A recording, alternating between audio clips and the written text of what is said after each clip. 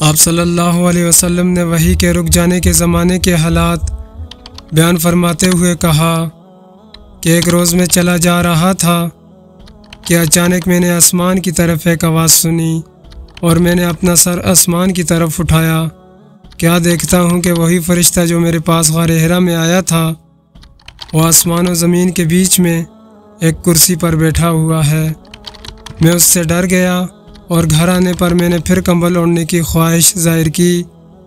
اس وقت اللہ پاک کی طرف سے یہ آیات نازل ہوئیں، اے لحاف اوڑھ کر لیٹنے والے، اٹھ کھڑا ہو اور لوگوں کو عذاب الہی سے ڈرا اور اپنے رب کی بڑائی بیان کر اور اپنے کپڑوں کو پاک صاف رکھ اور گندگی سے دور رہ۔ اس کے بعد وہی تیزی کے ساتھ پے در پہ آنے لگی۔ صحیح بخاری حدیث نمبر 4۔ رسول اللہ صلی اللہ علیہ وسلم نزول قرآن کے وقت بہت سختی محسوس فرمایا کرتے تھے، اور اس کی علامتوں میں سے ایک یہ تھی کہ یاد کرنے کے لیے آپ اپنے ہونٹوں کو ہلاتے تھے۔ ابن عباس رضی اللہ تعالیٰ عنہ نے کہا، میں اپنے ہونٹ ہلاتا ہوں جس طرح آپ ہلاتے تھے۔ سعید کہتے ہیں، میں بھی اپنے ہونٹ ہلاتا ہوں جس طرح ابن عباس رضی اللہ تعالیٰ عنہ کو میں نے ہلاتے دیکھا۔ پھر انہوں نے اپنے ہونٹ ہلائے۔ ابن عباس رضی اللہ تعالیٰ عنہ نے کہا، پھر یہ آیت اتری کہ اے محمد، قرآن کو جلدی جلدی یاد کرنے کے لیے اپنی زبان نہ ہلاؤ، اس کا جمع کر دینا اور پڑھا دینا ہمارا ذمہ ہے۔ حضرت ابن عباس رضی اللہ تعالیٰ عنہ کہتے ہیں، یعنی قرآن آپ صلی اللہ علیہ وسلم کے دل میں جمع دینا اور پڑھا دینا ہمارے ذمہ ہے۔ پھر جب ہم پڑھ چکیں تو اس پڑھے ہوئے کی اتباع کرو۔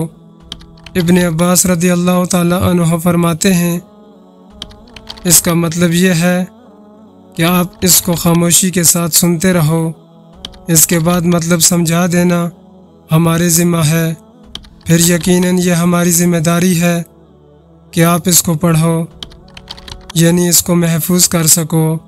چنانچہ اس کے بعد جب آپ کے پاس حضرت جبرائیل علیہ السلام وحی لے کر آتے تو آپ توجہ سے سنتے، جب وہ چلے جاتے تو رسول اللہ صلی اللہ علیہ وسلم اس وحی کو اسی طرح پڑھتے جس طرح حضرت جبرائیل علیہ السلام نے اسے پڑھا تھا۔ صحیح بخاری حدیث نمبر 5۔ رسول اللہ صلی اللہ علیہ وسلم سب لوگوں سے زیادہ جواد سخی تھے، اور رمضان میں دوسرے اوقات کے مقابلے میں جب حضرت جبرائیل علیہ السلام آپ صلی اللہ علیہ وسلم سے ملتے بہت ہی زیادہ جود و کرم فرماتے۔ جبرائیل علیہ السلام رمضان کی ہر رات میں آپ صلی اللہ علیہ وسلم سے ملاقات کرتے اور آپ صلی اللہ علیہ وسلم کے ساتھ قرآن کا دورہ کرتے۔ غرض ان حضرت صلی اللہ علیہ وسلم لوگوں کو بھلائی پہنچانے میں بارش لانے والی ہوا سے بھی زیادہ جود و کرم فرمایا کرتے تھے۔ صحیح بخاری حدیث نمبر 6۔